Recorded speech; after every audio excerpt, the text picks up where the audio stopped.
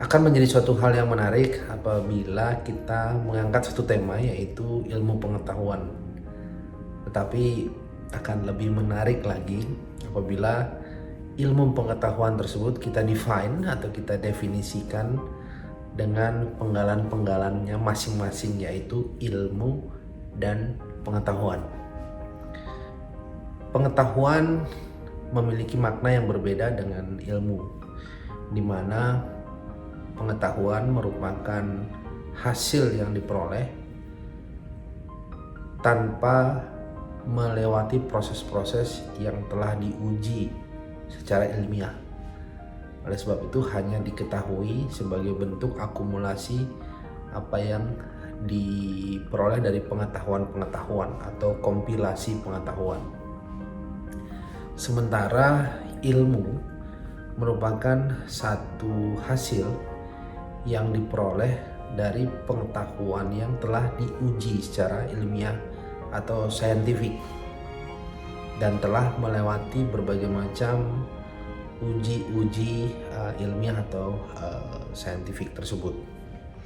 Untuk itu akan menjadi lebih menarik lagi apabila posisi dari ilmu pengetahuan tersebut tidak dipisahkan satu sama lain menjadi ilmu dan pengetahuan.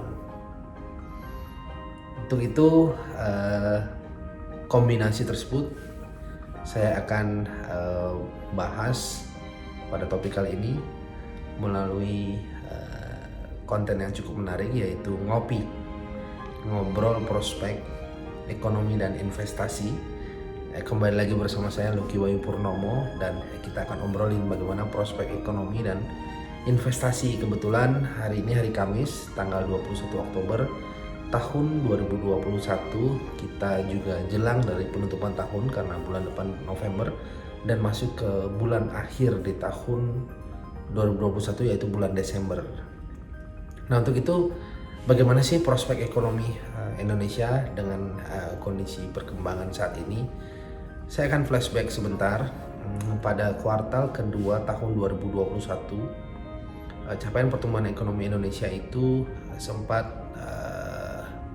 mengalami kenaikan, di mana capaiannya adalah 7,07%. Tapi kalau kita flashback lebih jauh lagi, pada kuartal kedua tahun 2020, capaian angka pertumbuhan ekonomi Indonesia sempat mengalami kontraksi minus 5,32%. Untuk itu hasil dari capaian saat ini di tahun 2021 di angka 7,07% itu menjadi satu prestasi dan satu sinyal positif sebenarnya untuk melihat prospek ekonomi Indonesia di tahun 2022. Balik lagi ke tahun 2020, kita sempat mengalami minus 5,32%, dan saat ini tahun 2021 pada kuartal kedua year on year kita mencapai 7,07%. Artinya hasil kinerja ekonomi Indonesia itu memberikan satu hasil yang cukup baik karena PDB mengalami kenaikan. Kalau kita bongkar dengan singkat dan kita artikan, maka PDB tersebut menjelaskan adanya kenaikan nilai terhadap proses transaksi barang dan jasa yang dijelaskan melalui bentuk angka capaian pertumbuhan ekonomi Indonesia. Artinya selama ini terjadi satu akselerasi, satu agregasi terhadap kinerja ekonomi Indonesia itu sendiri. Nah, untuk itu outlook di tahun 2020 atau proyeksi pertumbuhan ekonomi Indonesia di tahun 2021 akhir hingga 2022 berdasarkan kinerja ekonomi di tahun 2020 hingga 2021 adalah yang terendah adalah 4,8%, kemudian kisaran angka tertinggi adalah 5,3%, dan ini menjadi satu kisaran yang rasional menurut saya, oleh karena memang rata-rata pertumbuhan ekonomi Indonesia dalam 5 tahun terakhir itu berada pada kisaran angka tersebut, walaupun sempat mengalami kontraksi di tahun 2020 minus 5,30%. Sebagai kesimpulan untuk tahun 2022, rata-rata pertumbuhan ekonomi Indonesia akan berada pada kisaran angka 4,8 hingga 5,3%. Nah, kita akan bergeser ke indeks harga saham gabungan. Indeks harga saham gabungan pada tanggal 18-19 Oktober 2021 itu berhasil menguji level tertingginya di tahun ini dan menguji level 6.680, dan capaian tersebut menjadi satu prestasi sebenarnya untuk indeks karena selama 52 minggu sebelumnya atau setahun sebelumnya rata-rata tertinggi hanya ada di angka 6.504. Untuk itu ini tidak terpisahkan dari sentimen positif terhadap kinerja capaian angka pertumbuhan ekonomi yang positif yang mempengaruhi kinerja indeks harga saham gabungan. Nah, selanjutnya kalau tadi kita bicara target pertumbuhan ekonomi Indonesia di tahun 2022, sekarang kita bicara indeks harga saham gabungan jelang penutupan tahun dan awal tahun 2022. Indeks dari angka 6.680 cenderung menguat terbatas untuk jangka pendek hingga menengah, terutama sampai awal tahun 2022 untuk menguji level 6.710 hingga 6.750. Nah, itu menjadi satu ruang pertumbuhan yang rasional, oleh karena 6.680 telah dicapai sebagai level indeks yang baru di akhir tahun ini. Nah, untuk itu jelang penutupan tahun indeks masih cenderung menguat terbatas hingga awal tahun 2022. Kemudian kita lihat instrumen transaksi lainnya seperti minyak dunia. Minyak dunia sempat menguji level tertinggi di 80 US dollar per barrel, dan untuk tahun 2022 minyak masih cenderung menguat, terutama harga minyak dunia yang memang menjadi salah satu indikator untuk kinerja harga komoditi.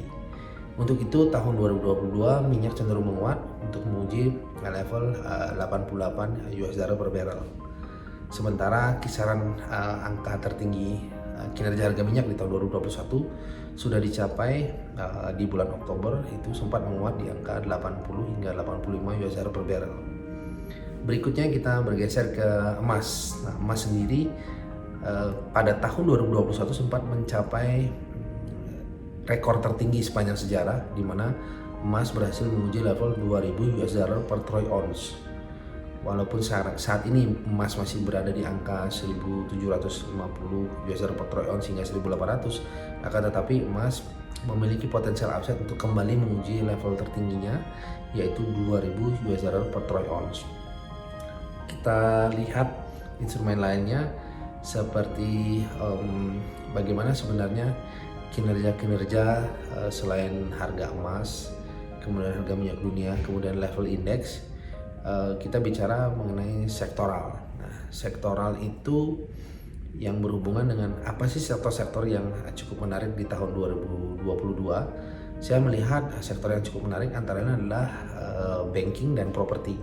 Mengapa demikian? Karena di masa COVID, program restrukturisasi pemerintah dan relaksasi pemerintah melalui institusi perbankan, terutama bank-bank BUMN, melalui debitur, itu memberikan satu stimulus untuk kreditur agar dapat mengelola bagaimana situasi pandemik itu tetap dapat terkendali sehubungan dengan status debitur yang masih memiliki kewajiban.